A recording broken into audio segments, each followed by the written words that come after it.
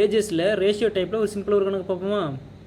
அதாவது எக்ஸ் ஒய்னு 2 பேர் கணக்கு பாருங்கள்.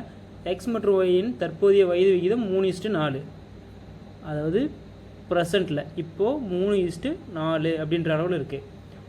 5 ஆண்டுகளுக்கு முன்பு, அதாவது 5 வருஷத்துக்கு முன்னாடி, இப்பிலிருந்து 5 வருஷத்துக்கு முன்னாடி, ஓகேவா?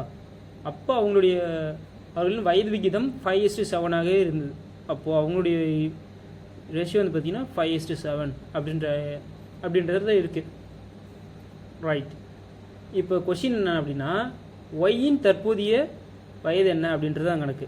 அதாவது ஒய்யோடைய ப்ரெசன்ட் ஏஜ் என்ன அப்படின்ட்டு தான் கேட்குறாங்க. சால்வ் பண்ணுமா? இதில் பாருங்கள், இந்த இதுக்கு 2 சைட்லேயுமே பார்த்தீங்கன்னா டிஃப்ரென்ஸ் எடுத்து பாருங்கள்.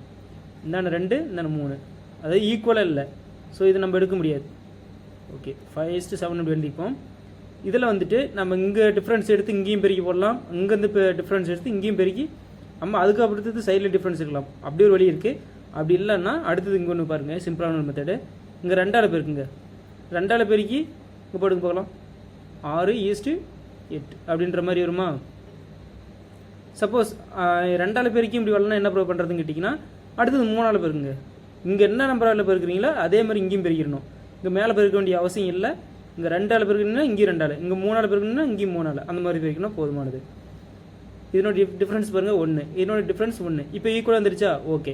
இப்போ வந்து கொஷினில் என்ன கொடுத்துருக்காங்க, 5 ஆண்டுக்கு முன்பு ப்ரெசென்ட்லேருந்து என்ன கொடுத்துருக்காங்களோ அதை தான் நம்ம எடுத்துக்கணும்.